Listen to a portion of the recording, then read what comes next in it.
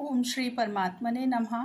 ओम नमः शिवाय। श्री शिव महापुराण शतरुद्र संहिता अध्याय 26 और 27। भगवान शिव के द्विजेशावतार की कथा। राजा भद्रायु तथा रानी कीर्ति मालिनी की धार्मिक दृढ़ता की परीक्षा।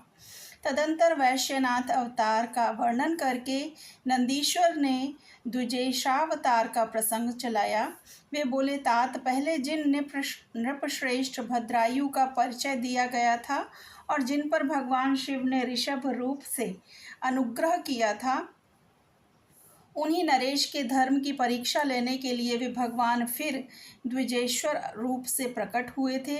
ऋषभ के प्रभाव से रणभूमि में शत्रुओं पर विजय पाकर शक्तिशाली राजकुमार भद्रायु जब राज्य सिंहासन पर आरूढ़ हुए, तब राजा चंद्रांगद तथा रानी सीमंतिनी की बेटी सती साध्वी कीर्ति मालिनी के साथ उनका विवाह हुआ। किसी समय राजा भद्रायु ने अपनी धर्मपत्नी के साथ वसंत ऋतु में वन विहार करने के लिए एक गहन वन में प्रवेश किया। उनकी पत्नी शरणागत जनों का पालन करने वाली थी। राजा का भी ऐसा ही नियम था।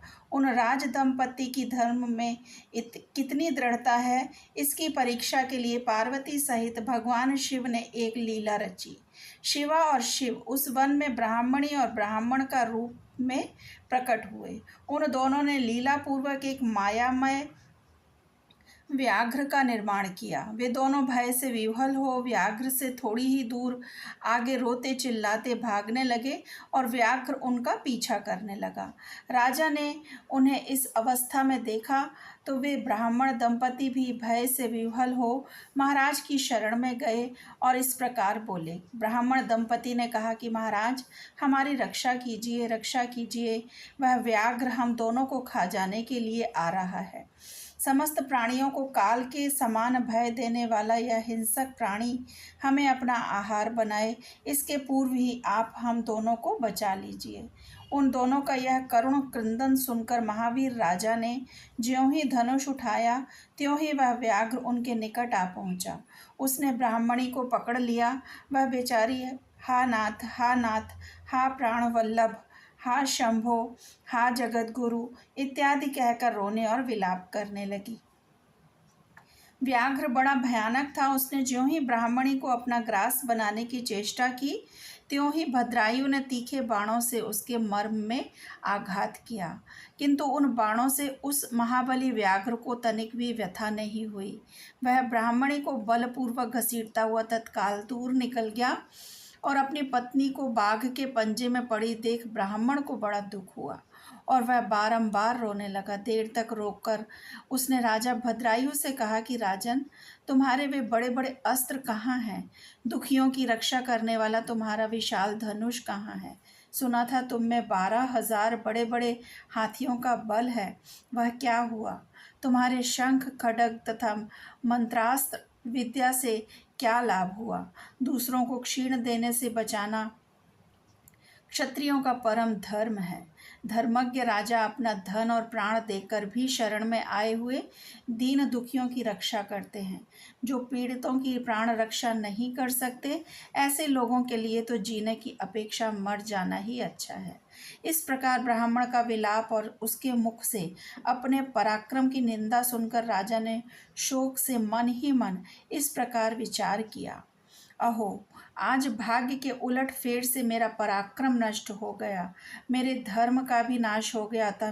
अब मेरी संपदा, राज्य और आयु का भी निश्चय ही नाश हो जाएगा।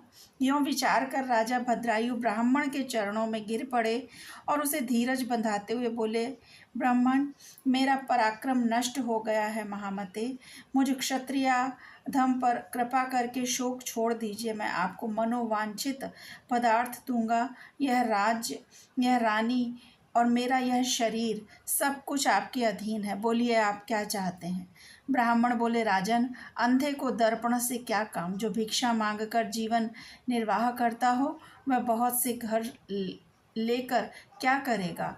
जो मूर्ख है उसे पुस्तक से क्या काम, तथा जिसके पास स्त्री नहीं है वह धन लेकर क्या करेगा? मेरी पत्नी चली गई, मैंने कभी काम सुख का उपभोग नहीं किया, अतः काम भोग के लिए आप अपनी इस बड़ी रानी को मुझे दे दीजिए।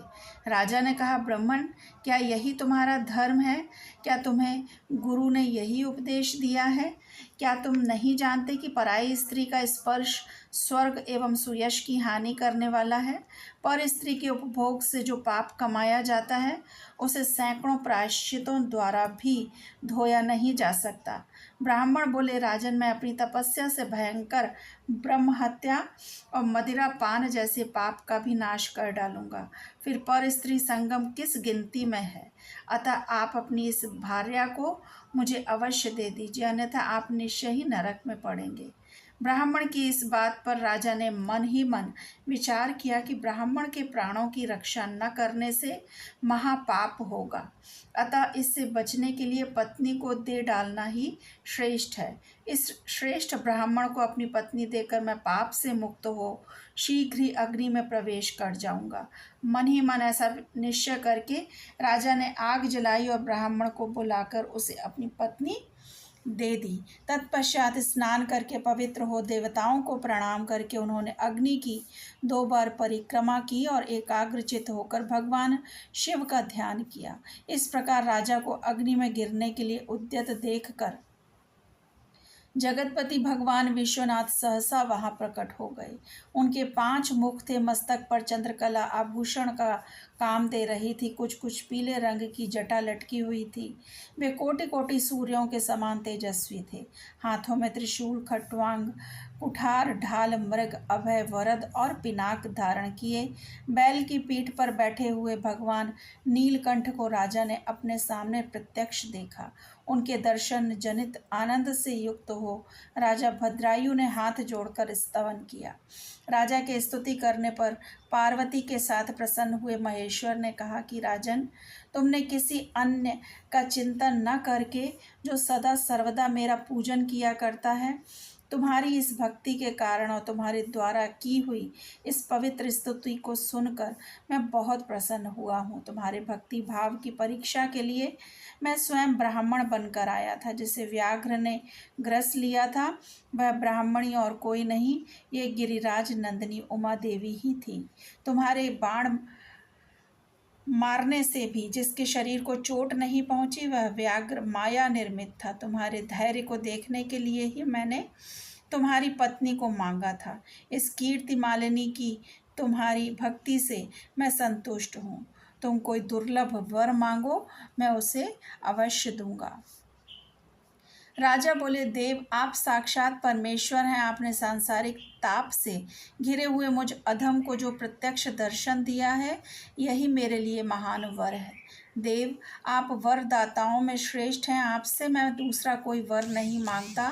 मेरी यही इच्छा है कि मेरी रानी, मेरे माता पिता, पद्माकर वैश्य और उसके पुत्र सुनय, इन सबको आप अपना पार्श्ववर्ती सेवक बना लीजिए।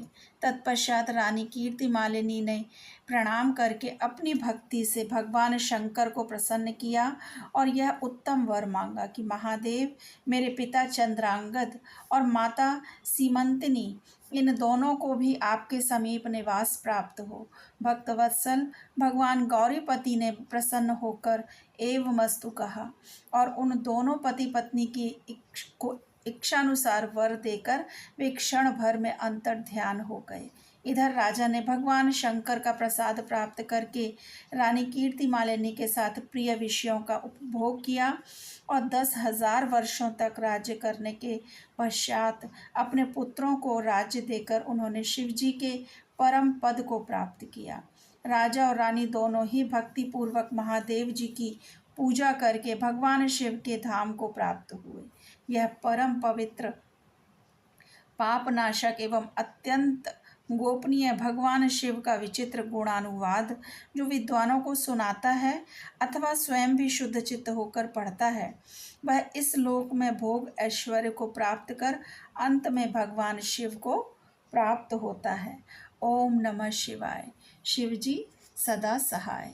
यदि आपको मेरा चैनल और मेरी वीडियोस पसंद हैं तो मेरे वीडियोस को लाइक करें और शेयर करें और मेरे चैनल को सब्सक्राइब करें और बेल आइकन का बटन दबाना ना भूलें ताकि मेरी अगली नोटिफिकेशन आपको प्रॉपर मिल जाए।